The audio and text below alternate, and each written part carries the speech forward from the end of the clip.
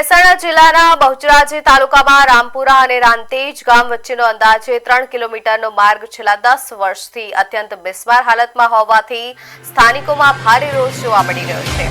ગ્રામજનોનો આક્ષેપ છે કે વિસ્તારની પંચાયત કોંગ્રેસ સંચાલિત હોવાથી વિકાસના કામોમાં તેમની સાથે ભેદભાવ કરવામાં આવી રહ્યો છે।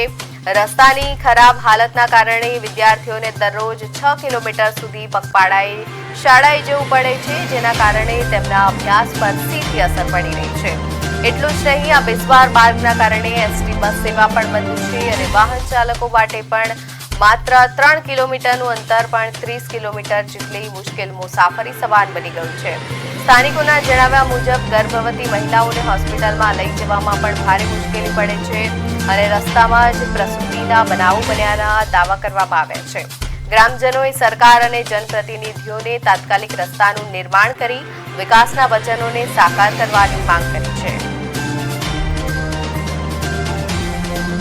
નમસ્કાર મિત્રો, આજે આપણે મહેસાણા જિલ્લાના બેચરાજી તાલુકાના રાંતેજથી રામપુરા જે રોડની એક મુલાકાતે આવે છે। એટલો કંડમ ને એટલી બિસ્માર હાલતમાં જે રોડ છે કે બાળકોને ભણવા જવા માટે 6 કિલોમીટરની રોજ પગદંડીની સફર કરવી પડે છે।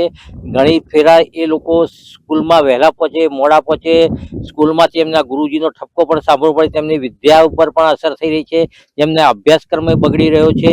સરકાર તરફથી આ રોડ વિશે કંઈ વિચારવામાં આવતું નથી। ત્યારે થોડો રોડ પણ બનાવવામાં આવે, રોડની અંદર પણ અધૂરું કામ મૂકી આ રોડમાંથી કોન્ટ્રાક્ટર પ્લાન થઈ ગયેલા છે અને આ વિસ્તારને જે ગણીએ કે વિકાસમાં અંધકારક છે તેવું દેખાઈ રહ્યું છે અને અહીંયાની કન્ડિશન ખૂબ જ ખરાબ રોડની છે। અહીંયાથી જે વ્યવહારો કહેવાય કે આવા જવાના વ્યવહારો કપાઈ રહ્યા છે, તો સરકારે જાગૃત થઈ આ રોડ બનાવવા જોઈએ અને વિદ્યાર્થીઓના ભવિષ્ય વિશે વિચારવું જોઈએ।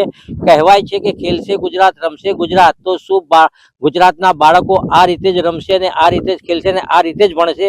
તો સરકારે આ વિશે કંઈ કરવું જોઈએ। અમે દર પૂનમે લગભગ આજુબાજુમાં આવીએ છીએ। આ રોડ રસ્તા ખૂબ જ ખરાબ છે।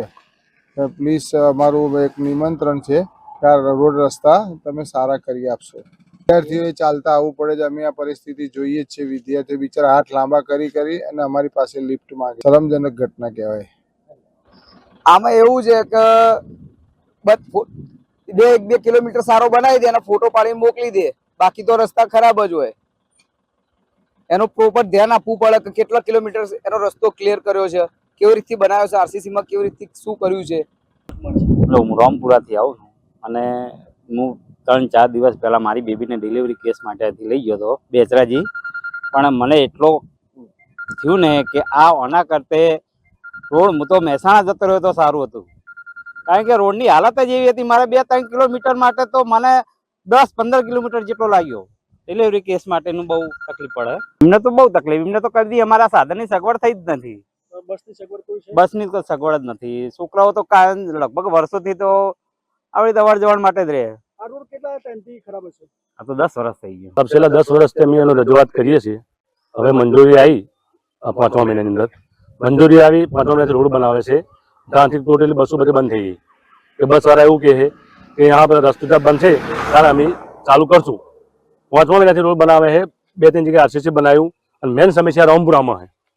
સમસ્યા રામપુરામાં પાણી વધારે ભરાય અને કેનાલથી આ સાઈડમાં જે આરસીસી નહોતો બનાવ્યો ત્યાં બનાવ્યો। કોન્ટ્રાક્ટરને મેં ફોન કર્યો, એસઓને ફોન કર્યો, જિલ્લા પંચાયતમાં વાત કરી તો અહીંયા કે તમારો ડોમર રોડ બનશે અને તમારા નાળા નહીં બને। જે નાળા નહોતા બનાવવાના તો એ તો બનાવે જ નહીં, નાળા બનાવે જ નહીં અમને, અને જે બનાવવાના એ તો ચૂકી ના પાડે કે નાળા નહીં બને। બહુ સાહેબ તકલીફ પડે છે। એક વર્ષે સાહેબ છોકરાઓ 3 કિલોમીટર આવવાનું, 3 કિલોમીટર જવાનું, 100 કિલોમીટર ચાલતું જવાનું, ચાલતું આવવાનું, અને સરકારે અત્યારે એવું કહે કે છોકરા ભણાવો, શું ભણાવે સાહેબ? પ્રોબ્લેમ તો જુઓ, તમારી 50-60 સંખ્યાઓમાં 20-25 છોકરીઓ હોય, એની અહીંથી